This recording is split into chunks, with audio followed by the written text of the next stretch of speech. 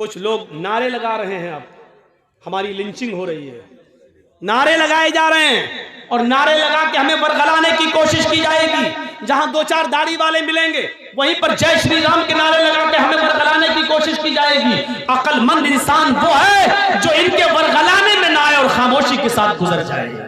ये अक्लमंदी है इस जमाने में, आज के दौर में जरूरी नहीं है। अब सुन लो मेरी बात, अगर कोई पागल कुत्ता मौलाना जर्जीस को काट ले उसके पैर में, तो उसका जवाब क्या कि मौलाना जर्जीस भी उस पागल कुत्ते के पैर में काटने जाए?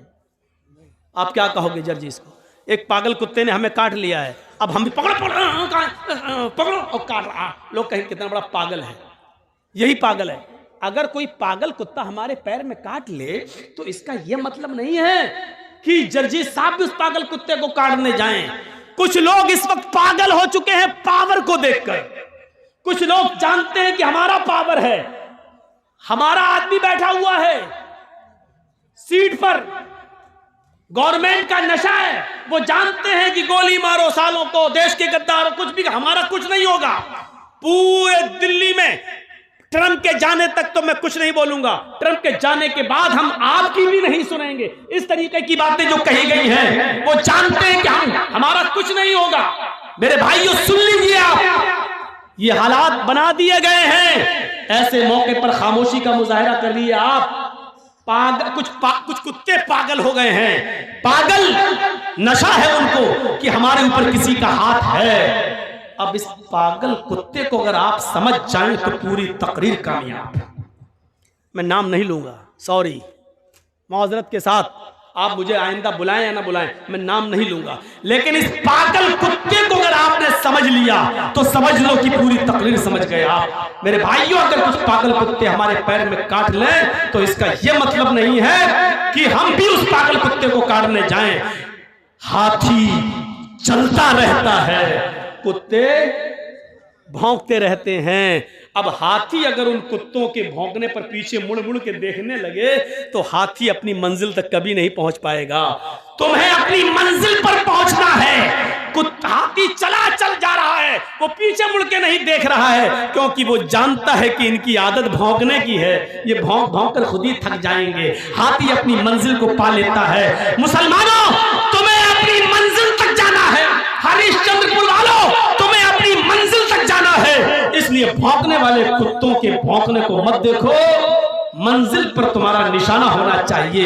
इंशाअल्लाह तुम्हें मंजिल मिलेगी। इन भौंकने वाले कुत्तों को समझ लो कि कुत्ते हैं, इनकी आदत है भौंकने की। इस वक्त हम जिन हालात से गुजर रहे हैं उसमें अक्लमंदी से काम लेने की जरूरत है। अक्लमंदी कैसी? एक मिसाल दूं, बड़ी अच्छी मिसाल है। 3 जानवर शिकार करने निकले, शेर, भेड़िया, लोमड़ी। तीनों जानते हैं ना, शेर, लायन और भेड़िया, आप जानते हैं, लोमड़ी, फॉक्स। 3 जानवर शिकार करने निकले। कौन कौन? शेर, भेड़िया, लोमड़ी, और तीनों ने एक एक शिकार कर लिया। सुनो, तीनों ने एक एक शिकार किया। शेर ने हिरन मारा, भेड़िए ने शेर ने हिरन मारा, भेड़िए ने बकरी मारी और लोमड़ी ने खरगोश, रैबिट का शिकार कर लिया। शेर ने क्या मारा? हिरन। भेड़िए ने क्या मारा? बकरी। और खरगोश, और लोमड़ी ने खरगोश। तीनों जानवर पड़े हुए हैं। शेर ने भेड़िए से कहा, तुम फैसला करो किसको क्या खाना है। देखिए, सरदार है ना जंगल का। बस शेर जो सरदार को पहचान गया पूरी तकरीर समझ जाएगा। शेर ने कहा, फैसला करो, भेड़िए से फैसला करो कौन क्या खाएगा।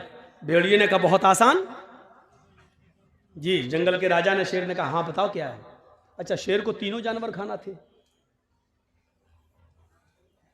भेड़िए से फैसला करवा रहा, बताओ क्या है। भेड़िए ने कहा, बहुत आसान, हिरन आप खा लीजिए, बकरी मैं ले लेता हूं, लोमड़ी को खरगोश दे देते हैं। शेर ने कहा, ये कोई फैसला है? इधर आ। मारा एक झपटा उसको और भेड़िए का सर तन से जुदा हो गया, भेड़िया मर गया। सर तन से जुदा। लोमड़ी से कहा, लोमड़ी तुम फैसला कर सकती हो, तुम फैसला करो ये कौन खाएगा। लोमड़ी कहती बहुत आसान। कहा क्या? बोलो। कहा साहब हिरन आप सुबह नाश्ते में खा लीजिए, शाम को बकरी खा लीजिए, और बीच में जब जायका, मुंह का जायका बदलना हो तो आप खरगोश का टेस्ट कर लीजिए। तीनों जानवर आपके हैं। सुबह उठो, नाश्ते में आप हिरन खा लो, शाम को बकरी खा लो, और बीच में दोपहर में आप खरगोश का टेस्ट कर लो। शेर ने कहा वाह लोमड़ी वाह, कितना अच्छा फैसला किया तूने। इतना अच्छा फैसला करना तुझे किसने सिखाया? लोमड़ी ने कहा इस भेड़िए ने। समझ गए आप? गुस्सा भी आया है मुझे, लेकिन अब हंस दिया हूं मैं आपके सामने। मैं बहुत गुस्से में था, लेकिन अब हंसी आ गई मुझे। शेर ने कहा वाह क्या फैसला किया है, इतना अच्छा फैसला करना तुझे सिखाया किसने? लोमड़ी क्या कहती है इस भेड़िए ने, यानी भेड़िए से मैंने इबरत हासिल कर ली। अरे मुसलमानों, इबरत हासिल अभी भी नहीं कर पा रहे हो। तुम देख रहे हो तुम्हारी आंखों के सामने कौन कौन जेल जा रहा है, तुम देख रहे हो इलेक्शन आता है, यूपी में कोरोना आ गया, नाइट कर्फ्यू लग गया, इबरत हासिल नहीं कर पा रहे हो। अब जब हमारा शेर को समझ गए ना, हमारा शेर जब देख लेगा यूपी में हम हार रहे हैं, तो ऐन मौके पर इतना भयानक कर्फ्यू लगाएगा, यूपी में हो सकता है कि 3-4 महीने के लिए इलेक्शन टल भी जाए। आप नहीं जानते, क्योंकि सरदारी तो शेर की चलती। वो चाहता सब कुछ, जैसे ये लोमड़ी वो चाहता था तीनों जानवर हमें मिले, ऐसे ही हमारा शेर चाहता सब कुछ हर सूबा हमारा रहे, अंध दंड हेरा फेरी सब। आपने देखा जैसे इलेक्शन करीब आए, अखिलेश के करीबी लोगों के ऊपर सीबीआई के छापे आने लगे, ईडी के छापे पड़ने लगे। यही हाल आपके बंगाल का भी था। जैसे जैसे इलेक्शन करीब आए, देखा कैसे छापे मारे गए, सबको इस्तेमाल करके देखा गया। आप अक्लमंद थे, अक्लमंदी का सबूत दे गए। बिहार वाले बेवकूफ थे बेचारे, पागलपन का सबूत दे के मर मिटे। दुआ कर देता हूं अल्लाह यूपी के मुसलमानों को भी बंगाल के मुसलमानों से अक्लमंदी सीखने की तौफीक अता फरमाए। ये दुआ ही कर सकता हूं बस। मेरे भाइयों, मैंने बहुत कुछ कह दिया है, बल्कि सब कुछ कह दिया है। कल इसी बात को कट कर करके जी हिंदुस्तान दिखाएगा। देखो कैसे डरा रहा है ये मौलवी, कैसे डरा रहा मौलवी। इनको नित्यानंद पंडित का बयान नहीं सुनाई देता है, वो कैसे डरा रहा वो नहीं दिखाई देता है। इसको जो नारे बीजेपी के नेता लोगों ने लगाए हैं दिल्ली में, वो नहीं सुनाई देते। मौलाना जर्जीस बोल रहा है बंगाल में, और ये दिखा रहे हैं यूपी में। साहब 6 महीने तक जर्जीस साहब जब तक इलेक्शन नहीं हो जाए यहां कोई जलसा नहीं कर सकते। लीजिए, मेरे घर नोटिस आ गया, मेरे पास पाबंदी आ गया। अरे भैया दीनी जलसे तो करने दो, मुझे किसी के स्टेज पे मत जाने दो। दीनी जलसे तो करने दो। साहब दीनी जलसे भी नहीं करने देंगे। ये तो ये कहो कि जुमे पे इनकी हुकूमत नहीं चलती, वरना ये तो कहते जुमा भी नहीं पढ़ाने देंगे। अब जुमा पढ़ने के लिए मैं जिस मस्जिद में जाता हूं, वहां के लोग कहते हैं मौलाना जुम्मे में आप ही पढ़ाइए। अब जो मौलाना बेचारा कुछ पढ़ाना ही नहीं चाह रहा, वो कह रहा आप पढ़ा। जुमा तो हमें कहीं ना कहीं पढ़ना ही है। जब हम वक्त से पहले पहुंचते हैं जुमा पढ़ने के लिए, तो आदमी जिस मस्जिद में भी चला जाऊं, मौलाना साहब आप आ गए तो हमारी खुश नसीबी है, पढ़ा दो। अब उनको थोड़ी मालूम है कि हम किस मस्जिद में जा रहे हैं जुमा पढ़ने। जुमा पढ़ा देता हूं मैं, जुमा पढ़ा देता हूं। पाबंदी लगाई है तो तकरीरों पे ना लगाई है, जलसों पे, जुमे पे थोड़ी लगाई है। तो मेरे भाइयों, हमें जो कुछ कहना होगा जुमे के खुतबे में कह देंगे, इशारों ही में सही। तो आप फैसला करना सीख जाइए, इबरत लेना सीख जाइए, कम से कम थोड़ी देर के लिए लोमड़ी बन जाइए। आपको मालूम है कि आपका मुकाबला किससे है। लोमड़ी से पूछा वाह इतना अच्छा फैसला करना तुझे किसने सिखाया? उसने कहा भेड़िए ने, यानी भेड़िए ने ये फैसला किया और उसका अंजाम मैंने देख लिया, इसलिए मेरा भी अंजाम ना हो, इसलिए मैंने भेड़िए से ये इबरत हासिल कर ली। जो लोग जेलों में जा चुके हैं, जो लोग काटे जा चुके हैं, जो लोग जेलों में सड़ रहे हैं, मुसलमानों उनसे इबरत हासिल कर लो, उनसे इबरत हासिल कर लो और अपने आप को मसलिहत के साथ, दूरअंदेशी के साथ आप काम करिए। मैं मना नहीं कर रहा हूं, बोलिए, हक बात बोलिए, डंके की चोट पे बोलिए, लेकिन आप उसको सलीके से बोलिए। आपको ये कहने की जरूरत नहीं चल बैठ खा ठूस। आप इस बात को यूं भी कह सकते हैं खा लो ना, देशी मुर्गा ही चाहिए था ना, लो खा लो। आप इसको यूं भी बोल सकते हो। मेरे भाइयों, दूरअंदेशी अगर हमारे पास आ गई, बस एक चीज और बताऊंगा आपको कि गलती किसी से भी हो सकती है। हजरत सुलेमान और दाऊद अलैहिस्सलाम के जमाने में, दाऊद बाप है, सुलेमान बेटे हैं, एक किस्सा, एक वाकया पेश आ गया। बुखारी शरीफ की हदीस है। देखिए, दाऊद अलैहिस्सलाम भी नबी हैं और सुलेमान अलैहिस्सलाम भी नबी हैं। एक औरत, दो औरतें अपने अपने, दोनों के पास एक एक बच्चा था और एक एक बच्चा दोनों लेकर निकली। उनका गुजर एक जंगल से हो रहा था। दोनों औरतें जंगल में थोड़ा आराम करने लगी। जंगल में एक भेड़िया आया। बुखारी शरीफ की हदीस है, एक भेड़िया आया और उस भेड़िए ने एक औरत के बच्चे को, बड़ी औरत जो थी, एक छोटी थी एक बड़ी थी, बड़ी औरत का बच्चा भेड़िए ने मुंह में दबाया, ले गया और फाड़ के खा गया। यानी बड़ी औरत के बच्चे को भेड़िया खा गया। बुखारी शरीफ की हदीस सुनिए, मंजर देखिए। लेकिन बड़ी औरत ने जब देखा कि मेरा बच्चा तो मर गया, इस इलाके में किसी को क्या मालूम कि कौन किसका बेटा है। जब लोग आए तो उस औरत ने फौरन, बड़ी औरत ने फौरन कह दिया, ये छोटी औरत के गोद में जो बच्चा वो मेरा बच्चा है, इसका बच्चा भेड़िया खा गया, ये तो मेरा बेटा है। मामला बढ़ गया। छोटी औरत कहती है मेरा बेटा, बड़ी औरत कहती है मेरा बेटा, छोटी कहती है इसका बेटा तो भेड़िया खा गया, बड़ी कह रही इसका बेटा भेड़िया खा गया। उस जमाने में डीएनए टेस्ट नहीं होता था कि मालूम कर लिया जाए माँ का खून और बच्चे का खून मिलाकर। मेरे भाइयों, ये मुकदमा हजरत दाऊद अलैहिस्सलाम के पास आता है। दाऊद अलैहिस्सलाम फैसला करते हैं, दोनों की बात सुनते हैं। बड़ी औरत टट टट टट टट बोलने वाली, जबान दराज, और छोटी औरत बेचारी कम बोल पाती है। ऐसे समझो जैसे एक मोदी और एक मनमोहन। मोदी बेचारे रुकते ही नहीं हैं, बोलते चले जाते हैं, और मनमोहन सिंह बेचारे बोलते ही नहीं हैं। तो ये हालत है। एक बार आपको मालूम है, सऊदी अरब में गए थे मोदी जी, तो सऊदिया का बादशाह ऐसे करके दूरबीन से कुछ देख रहा था। तो लोगों ने पूछा मोदी जी ने, अरे क्या देख रहे हो वहां? मैं तो यहां खड़ा हूं, मैं तो आ गया हूं, आपके पास खड़ा हूं, उधर क्या देख रहे हो? कहा नहीं, आपको नहीं, आपकी बातों को देख रहा हूं जो आपने फेंकी है, कितनी दूर जा रही हैं, इतनी दूर। ऐसे तो इनका हर जगह। मोदी जी ने वहां की तोप देखी, तोप के बारे में पूछने लगे कितना फेंकती है, इसकी रेंज कितनी है? कहा कितना फेंकती है? वहां के बादशाह ने कहा वल्लाह आपसे कम फेंकती है। नहीं समझ पा रहे ना? समझ गए ना? तो ये इतना इंसल्ट बर्दाश्त करके आया है ये, लेकिन फिर भी नहीं समझ पा रहा बेचारा, फिर भी फेंके जा रहा है, फिर भी फेंके जा रहा है। क्या क्या फेंकता है अल्लाह बेहतर जाने। मेरे भाइयों, राहत इंदौरी ने कहा था, उसको कोई काम आता हो या ना आता हो, झूठ बड़ा शानदार बोलता है, झूठ बड़ा शानदार बोलता है। ऐसा शानदार झूठ जो आपको झूठ लगेगा ही नहीं, आपको ऐसा झूठ। ये भी एक कला होती है, ये भी एक कला। इस कला को भी बहुत से लोग सीखने की कोशिश कर रहे हैं। झूठ ऐसा बोलो कि पता भी न चले कि, और झूठ भी हो पता भी न चले। जैसे मौलाना जर्जीस को पुलिस ढूंढते हुए यहाँ आ जाए, स्टेज पर यहाँ मिल जाए, और वो मुझे पहचानती ना हो, मुझे पहचानती ना, और और मुझसे ही पूछ रही हो, मौलाना जर्जीस को देखा, मौलाना जर्जीस को देखा। जर्जीस साहब स्टेज से नीचे कूद गए, स्टेज से नीचे कूद गए। हाँ, क्या पूछ रहे थे? पुलिस वाले से पूछने लगे, क्या पूछ रहे थे? अरे मैं पूछ रहा हूं मौलाना जर्जीस को देखा? अभी तो यही थे स्टेज पर, अभी तो यही देखा था, अभी यही थे, स्टेज पर थे बस। अब पुलिस वालों अभी स्टेज पर थे, तब कहां चला गया? झूठ, पकड़ पकड़। देखा जाए तो ये झूठ है, लेकिन झूठ ऐसा है कि पता नहीं, अभी तो स्टेज पे थे, हकीकत में अभी स्टेज पे थे, अब कूद गए, स्टेज पे नहीं है। पुलिस वालों ने पूछा कहां थे? वो मौलाना जर्जीस को देखा। जर्जीस से ही पूछ रहा, जर्जीस को देखा? जर्जीस साहब कह रहे नहीं, अभी तो यही थे।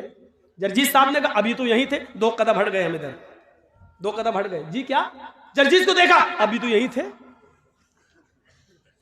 देखा जाए तो ये सच है, अभी तो यहां थे, लेकिन कुरान क्या कहता है? ये झूठ है। या अय्युहल्लज़ीना आमनू तक़ुल्लाह वक़ूलू क़ौलन सदीदा। ईमान वालो, अल्लाह से डरो और हमेशा सही दुरुस्त बात को बोलो। दुरुस्त किसको कहते हैं? दुरुस्त, दुरुस्त का मतलब सीधी होनी चाहिए, ऐसी वैसी नहीं। तीर निकालते हो ना, तीर, कमान से जो तीर छोड़ते हो तो सीधा जाता है, और जहां मारते हो वहीं लगता है, इधर उधर नहीं होता है वो तीर, जहां मारते हो वहीं लगता है। इसको कहते हैं सदीद, तस्दीद से बना, तस्दीदुस सहम, तीर जब कमान से निकलता है, जैसे तीर इधर उधर नहीं होता है, तुम जब भी किसी से बोलो तो इधर उधर की बात नहीं हो, बिल्कुल सीधी मुद्दे की बात हो, मुद्दे की बात, बिल्कुल मुद्दे की बात होनी चाहिए। जैसे मुझे किसी को बताना नहीं कि मैं कहाँ था, और झूठ भी नहीं बोलना चाहता हूं। आपने पूछा जर्जी साहब आप कहाँ थे, मैंने कह दिया जमीन के ऊपर आसमान के नीचे।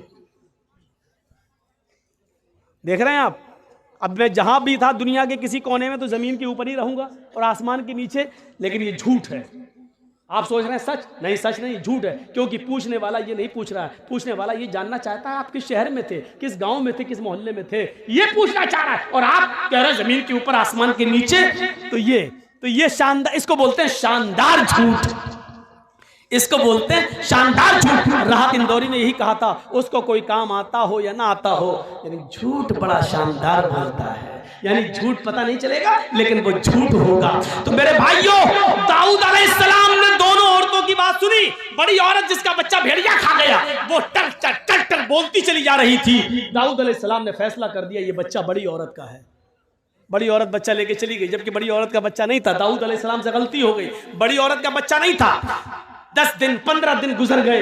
10-15 दिन के बाद दोनों औरतें फिर लड़ने लगी। छोटी औरत कहती है अल्लाह के वास्ते मेरा बेटा मुझे दे दे, मेरी रातों की नींद उड़ गई है, इस बच्चे के बिना मुझे नींद नहीं आती है, मेरी पिस्तानों में दूध है, मैं इस बच्चे को पिलाती हूँ, मेरा बच्चा मुझे दे दे। फिर भीड़ लग गई, बड़ी औरत उसका बच्चा नहीं देना चाहती। लोगों ने कहा क्या बात है, कहा दाऊद अलैहिस्सलाम फैसला कर चुके फिर भी उसकी बात नहीं मानती।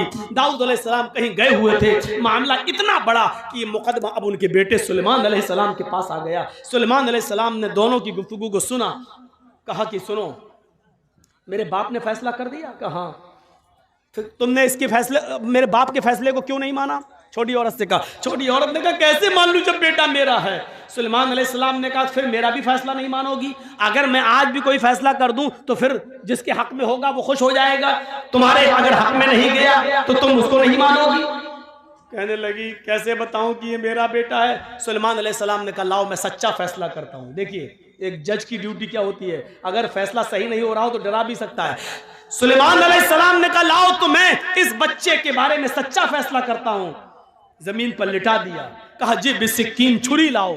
छुरी आ गई। सुलेमान अलैहिस्सलाम ने कहा तुम कहती हो मेरा बेटा, तुम कहती हो मेरा बेटा, एक फैसला हो जाता उस फैसले को मानती नहीं हो, दूसरे के पास फैसला करने आई, मैं कैसे मान लूं कि मेरा फैसला तुम मान लोगी? लिहाजा इसका फैसला यही है कि मैं इस बच्चे को बीच से काट देता हूं, 2 टुकड़े कर देता हूं, कमर से इस बच्चे को काटना शुरू करता हूं, इसको 2 टुकड़े कर देता हूं, एक टुकड़ा छोटी औरत को दे दूंगा और एक टुकड़ा बड़ी औरत को दे दूंगा।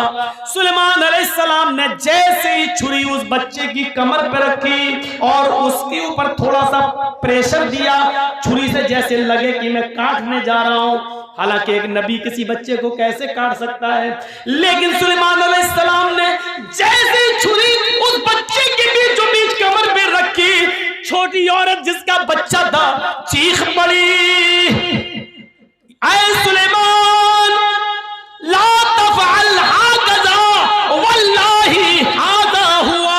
ऐ सुलेमान आप इस बच्चे के टुकड़े टुकड़े मत कीजिए। ऐ सुलेमान ये मेरा बेटा नहीं है, मैं झूठ बोल रही हूँ। ऐ सुलेमान ये मेरा बच्चा नहीं है, मैं झूठ बोल रही हूँ, इस बच्चे को काटिए मत, ये उसी का है। वल्लाही हुआ हाज़ा, अल्लाह की कसम वो बच्चा इसी औरत का है, इसी को दे दीजिए, मुझे नहीं चाहिए। उसकी आंखों में आंसू आ गए छोटी औरत के और रोती हुई जाने लगी। बड़ी औरत मुस्कुरा रही है, खड़ी है, कट जाए मेरा क्या, मेरा तो बच्चा ही नहीं है, उसको कोई परवाह नहीं थी। जैसे ही छोटी औरत जाने लगी और बड़ी औरत बच्चे को उठाने आई, सुलेमान अलैहिस्सलाम ने कहा दूर दूर। उसने कहा क्या हुआ? आपके सामने उसने अल्लाह की कसम खाकर कह दिया ये मेरा बेटा नहीं है, इसका है।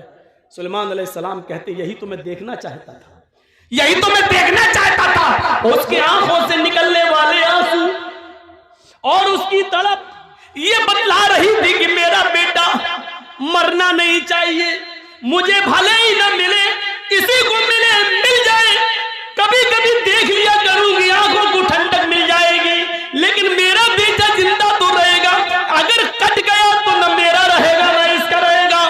आए औरत, उस औरत की अपनी आंखों से गिरने वाले आंसुओं ने बता दिया है कि ये बच्चा उसका है, तेरा नहीं। मेरे बाप से गलत फैसला हो गया है। उठाया उस बच्चे को, कहा है औरत इधर आ, छोटी औरत, और कहा ये बच्चा तेरा है, इस बच्चे को तू पकड़, इस बच्चे की मालिक तू है, इस बच्चे की माँ तू है। मैं कहना ये चाहता था, इंसान होने के नाते गलती किसी से भी हो सकती है, लेकिन सही फैसला जाने के बाद फिर अपनी गलती पर कायम नहीं रहना चाहिए। तो मेरे भाइयों, ये चंद बुनियादी बातें मैंने 12:40 तक आपके सामने खिताब किताब में दी है। मुझे उम्मीद है कि इंशाअल्लाह ये खिताब आपके दरमियान एक इनकलाब पैदा करेगा। हम अल्लाह से दुआ करते हैं कि बारे अल्लाह हमारी ख़ताओं को माफ़ फरमा दे, हमारे गुनाहों को बख्श दे, हम जमीआ मुसलमानों पर रहम फरमा। अल्लाह हम सबको आपस में भाई भाई बना दे और एक प्लेटफार्म पे हमको जमा कर दे। जब तक तू हमें जिंदा रख, इस्लाम पे जिंदा रखना, और जब हमारा खात्मा हो तो ईमान पर हमारा खात्मा फरमाना। वमा अलैना इल्लल बलागुल मुबीन व आखिरु दावाना अनिल हम्दुलिल्लाहि रब्बिल आलमीन। अस्सलामु अलैकुम व रहमतुल्लाहि व बरकातुहू।